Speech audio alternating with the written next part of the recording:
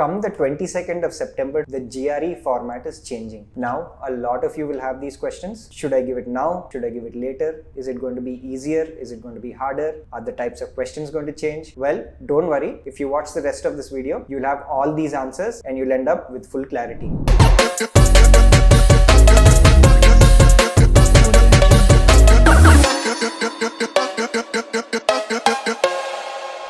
I am Srikar Sanappa Reddy. I am the co-founder of GradVine, and over the last 6 years, GradVine has helped students to the finest universities all over the world, with 98% of our students making it to a top 50 university for their program. Now let me start off this video by telling you what is changing with the new GRE format. First and biggest change, the new GRE format is now much shorter. The earlier GRE or the current GRE lasts around 3 hours and 45 minutes. The new format, the test will only last for an hour and 58 minutes. So you can see that the test is only going to be almost half as long. Coming to point number 2. Now obviously, if the duration of the test is going to reduce, then the number of questions are going to reduce as well. But let me tell you exactly what's going to reduce. In the earlier GRE format, you had to write 2 essays before the main body of the GRE starts. Now you have to write only 1 essay, with the analyze and argument essay being scrapped from the new format. Therefore, you'll be starting the GRE after writing only 1 essay for about 30 minutes. In the earlier format of the GRE, you had to write 5 sections,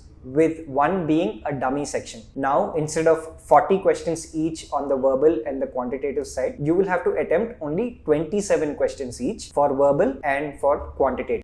The dummy section, which used to trouble so many students, is gone as well. Hence, you don't have to worry about that. Hence, in summary, you'll have to write only 1 AWA essay and then 4 sections, 2 each for quantitative and verbal, with 27 questions for quantitative and verbal each. Another thing to keep in mind is, because the test is now shorter, the earlier scheduled breaks, which were typically around 10 minutes long, are gone now. You will not have any breaks in the middle of the exam without losing time, of course. The final point in terms of what has changed with the new GRE format is that score reporting will take far lesser time now. Hence, the amount of time that it takes for official scores to reach the university is also going to be far shorter, which is an advantage to test takers. So now that I've summarized everything that has changed, let me tell you what remains the same. The GRE will still be scored out of 340.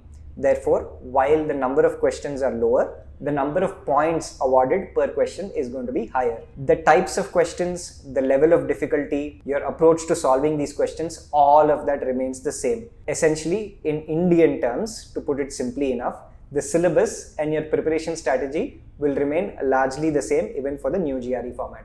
Fortunately or unfortunately, the amount it costs to attempt the GRE also remains the same. Okay, so far whatever I've shared with you are facts. Now I'm going to share my opinion. And don't worry, it's sort of a qualified opinion, so you can count on it.